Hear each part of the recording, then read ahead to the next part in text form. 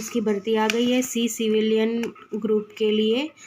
So guys काफ़ी लोगों ने एक गलती की थी, उसके लिए मैं वीडियो बनाने वाली हूँ क्योंकि मैं ये खुद फॉर्म भरने वाली हूँ। सो वीडियो तक बने रहिए, एंड तक देखना, स्किप मत करना, सारी जानकारी मैं दूंगी आपको। तो जिन लोगों ने ये फॉर्म फिल किया था तब नोटिफिकेशन में डेट नहीं थी, तो काफ़ी लोगों ने 15 तारीख, 16 तारीख, 17 तारीख में पोस्ट कर दिया था एक्चुअली, लेकिन उनकी डेट थी 23 फरवरी की, और उनके 30 दिन चलेगा। इसमें लिखा हुआ है, मेरे पास फॉर्म है, मैंने डाउनलोड किया है और उसकी मैंने प्रिंट निकाल ली है। ठीक है, तो मैं आपको बताती हूँ कि यहाँ पे लिखा है last date of receipt of application. ठीक है, तो ये थी, काफ़ी लोगों ने पहले जमा करवाने के बावजूद भी उनका रिजेक्ट हो चुका है, मतलब उनका रिटर्न पोस्ट आ चुका है। तो प्लीज़ आप गलती अगर आपने की है तो आप फिर से भी अप्लाई कर सकते हैं, इसकी कोई बड़ी बात नहीं है। ठीक है, लेकिन अगली बार पूरा ध्यान रखना। ठीक है, तो सबसे पहले लोग क्या करते हैं पता है कि ये जो पोस्ट है ना, तो किसी किसी कैटेगरी में ही है, लाइक ST SC OBC, तो उनको देख देख कर भरना चाहिए। ठीक है, तो काफ़ी लोग होता है कि मैंने भी एक मतलब सोच के ऐसा ही, मुझे पहली बार ऐसा ही लगा था कि जैसे कि क्लार्क की है तो मैं भर सकती हूँ क्योंकि मैं SC कैटेगरी में, लेकिन मैंने यहाँ पे पढ़ा तो मेरा नहीं था। काफ़ी पेजेस है वहाँ पे स्टोर कीपर के लिए नहीं था। ठीक है ना, ना कि और क्लार्क के लिए।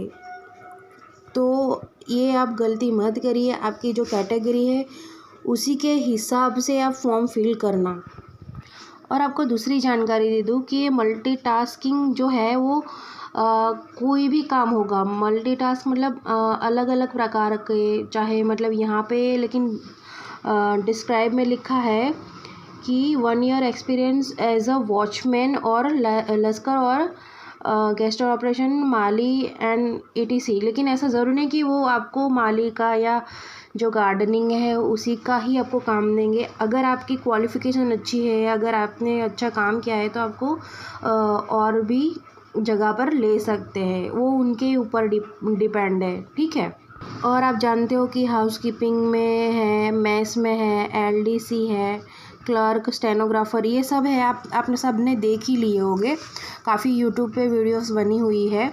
और दूसरी बात है कि ये जो फायरमैन है, काफ़ी लोगों को मतलब इसमें कन्फ्यूज़न है, तो इसमें ना साफ साफ लिखा है कि आपको एक्सपीरियंस चाहिए। ठीक है, ये चाहे तो आप वीडियो स्किप करके या बैक करके भी देख सकते हो, यहाँ पे बार लिखा हुआ है कि इसमें एक्सपीरियंस चाहिए। ठीक है, और उसमें फिज़िकली भी मांगा है, चेस्ट, हाइट, वेट एंड जो भी है आप पढ़ लेना।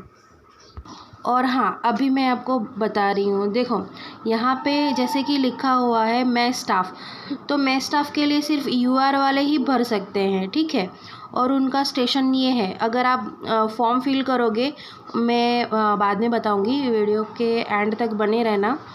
तो जैसे कि यहाँ पे है जो, अगर आपको इसमें जाना है, ठीक है, तो अगर आपकी कैटेगरी आ रही है जिसकी मेस स्टाफ में जाना है, लेकिन आपकी कैटेगरी आ रही है तभी भरना।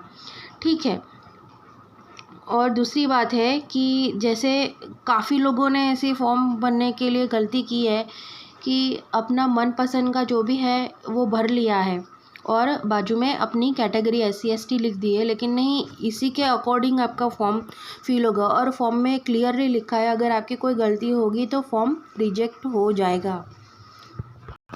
और ये रहा आपका फॉर्म, तो यहाँ पे सारी डिटेल्स फिलअप करनी है। ठीक है, मैं बताती हूँ। इस पे लिखा है फर्स्ट में कि फॉर CADMOADJT, इसमें क्या करना है कि ये फॉर्म बताती हूँ मैं, जो ये है उसमें लिखा हुआ है कैसे भरना है। देखो, जैसे कि ADJT, तो यहाँ पे ये करना है, ये कैंसिल करके ये लिखना है यहाँ पे, और एयर स्टेशन में लिखना है ये, जैसे कि एयर स्टेशन, एयरफोर्स स्टेशन। जैसे कि आपने ये फॉर्म फिल किया है, ये वाला मान लेते हैं MTS UR का, तो ये स्टेशन लिखना है, जैसलमेर राजस्थान, और ये बार कोड ज़रूर लगना है, जो इनका कोड है, सॉरी कोड जो है स्टेट वाइज जो भी है वो आपको लगाना पड़ेगा। तो यहाँ पे फिल करेंगे और आपको लिखना है पोस्ट अप्लाइड फॉर, आप किसके लिए अप्लाई करेंगे, MTS या जो भी है आपकी कैटेगरी वाइज जो भी आपको पसंद है वो सिलेक्ट कर सकते हो, ठीक है। और उसके बाद आप साइड में लिखना SC कैटेगरी, ठीक है। और नेम लिखना है फादर या हस्बैंड नेम, अगर लड़की होगी उनकी मतलब मैरिड होगी तो उसे हिसाब से डेट ऑफ बर्थ लिखना है। और एजेस लास्ट डेट, जैसे कि सबको पता है कि 23 फरवरी को आ गया था, तो आप गूगल पे जाना और सर्च करना एज कैलकुलेटर, तो उसमें आपकी बर्थ डेट ऊपर डालना, उसके बाद नीचे जो आपकी ये फॉर्म की डेट थी 23 फरवरी सॉरी वो डालना, ठीक है। तो आपका कैलकुलेटर आ जाएगा, समथिंग जो भी आपकी एज होगी उसके कितने महीने हो गए और कितने दिन हो गए, ठीक है। और उसके बाद जो एड्रेस है वो डालना है, परमानेंट एड्रेस, कास्ट है, अगर आप फ़ायदा लेना चाहते हैं ST SC OBC जो भी है तो प्लीज़ आप कास्ट सर्टिफिकेट ज्वाइन करना और लिखना SC जो भी है वो। ये बहुत इजी है, काफ़ी यूट्यूब पे वीडियो बनी है, वैसे आप फिल कर लेना, ठीक है। और यहाँ पर सिग्नेचर करना है। और दूसरी बात है, काफ़ी लोग हैं ना इसमें फ़ोटो वगैरह कर लेते हैं जो दूसरा फॉर्म है ना उसमें, लेकिन ये सिर्फ़ और सिर्फ फॉर ऑफिशियल रिकॉर्ड के लिए है। अगर वहाँ पे रिसीव होगा तो वो लोग डेट डाल देंगे कि हाँ भाई आपका रिसीव हो गया है, अगर आपका रिजेक्ट होता है तो रिजेक्ट, एक्सेप्ट होता है तो एक्सेप्ट, वहाँ पे ये पूरा फॉर्म आपके पास रिटर्न आ जाएगा।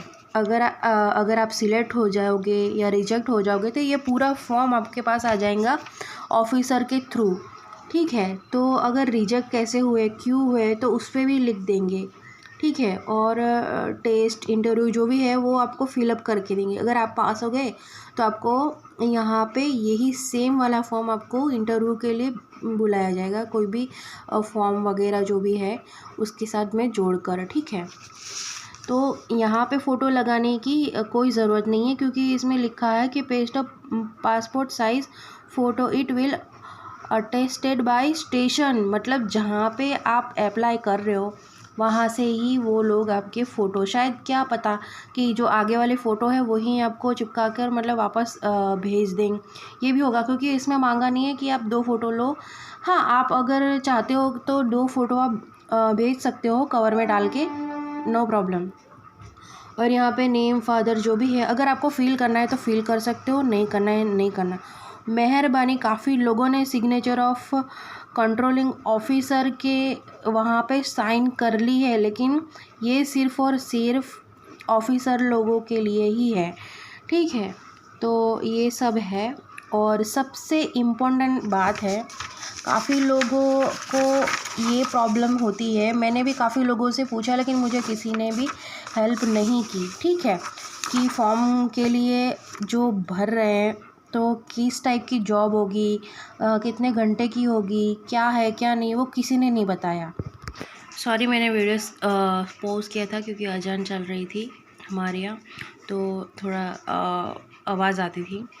तो आते हैं मेन मुद्दे पे, ठीक है। ये जो सिविलियन की जो भर्ती होती है वो साल में 2 बार कंडक्ट होती है, ठीक है।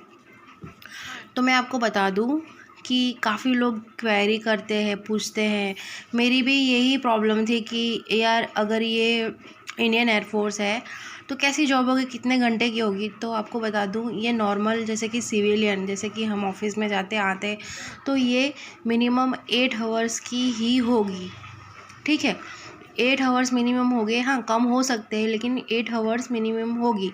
और वहाँ पे सब कुछ मिलेगा, जैसे डिफेंस में होता है, सारी फैसिलिटी आपको मिलेगी।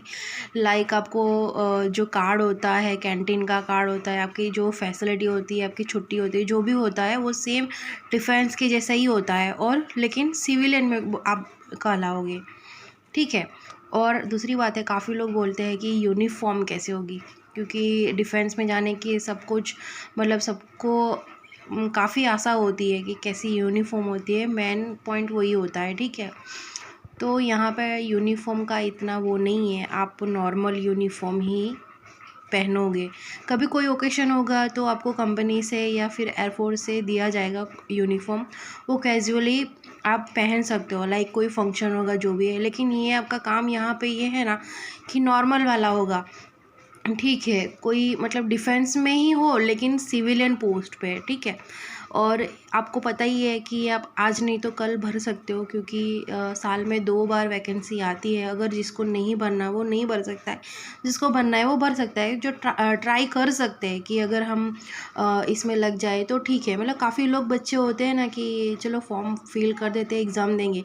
लेकिन फॉर्म फिल करना टाइम पास मत करना। अगर आपको एग्ज़ाम देनी है, आपको जाना है तो ही करना, ठीक है। क्योंकि देखो काफ़ी लोग एसएससी जीडी पे डिपेंड थे, उनकी हालत क्या हो रही है, ठीक है। तो हमें किसी और डिपार्टमेंट के लिए भी तैयारी करनी होगी, तब जाकर अगर हमें यूनिफॉर्म का तो पता नहीं है, लेकिन हमें जॉब ज़रूर मिलेगी, हम कोशिश करेंगे, ठीक है। सो ये जो वैकेंसी होती है सिविलियन, तो उसमें क्या है कि आपको एज की काफ़ी छूट मिल सकती है। आप 1-2 साल 4 साल के बाद भी फॉर्म फिल करोगे तो कोई दिक्कत नहीं है, ठीक है। अगर आप नहीं करना चाहते हो अभी अगर आपको नेक्स्ट एसएससी जीडी की तैयारी कर रहे हो, कोई आर्मी की तैयारी कर रहे हो, तो आप करो झिझक होकर। क्योंकि ये वाली वैकेंसी है, उनकी एज लिमिटेड आपको पता है मिनिमम 40 साल या 45 साल जैसी है ही है। लेकिन ये मत सोच के बैठो कि हम वहीं पे करेंगे, वहाँ से एज भी निकल जाती है, फिर यहाँ पे आओगे तो आपको शायद प्रमोशन भी मिल सकता है। यहाँ से आप दूसरी जॉब के लिए भी अप्लाई कर सकते हो अगर आपके ऑफिस में कोई वैकेंसी निकलती है। लाइक जैसे कि डिफेंस में वैकेंसी निकलती है, अंदर ही अंदर जो ऑफिसर होते हैं उनको प्रमोशन के लिए डिपार्टमेंटल जो होती है, ठीक है। तो उसके लिए आप अप्लाई कर सकते हो। तो यहाँ से भी आप शायद कंफर्म नहीं बोल रही हूँ, लेकिन शायद आपको प्रमोशन भी मिल सकता है। क्योंकि अगर आप इतने एज वाले नहीं हो, आपकी एज है, तो आप वहाँ पे रहकर भी दूसरे एग्ज़ाम की तैयारी कर सकते हो। यहाँ पे कोई रूल्स और कंडीशन नहीं है कि जैसे कि आर्मी में होता है, एसएससी जीडी में होता है कि जीडी वाले को 3 महीने की मतलब ट्रेनिंग मतलब जाना होता है कहीं दूसरी जॉब में, तो उसमें काफ़ी सारे चीज़ लिखवानी पड़ती है कि नो ऑब्जेक्शन एंड ऑल, और ऊपर से सैलरी भी कट होती है। तो यहाँ पे ऐसा कुछ नहीं लिखा है। लेकिन ये बात छोड़ो, लेकिन आप तैयारी करो चाहे जो भी पोस्ट हो। लेकिन डिफेंस का एक अलग ही एक लेवल होता है, ठीक है। तो आप यहाँ की तैयारी भी करो, ठीक है। क्योंकि देखो हर जगह जीके आने वाला है, इंग्लिश मैथ जो भी है वो आने वाला है। उनकी तैयारी करोगे तो आपको प्रॉब्लम नहीं होगी।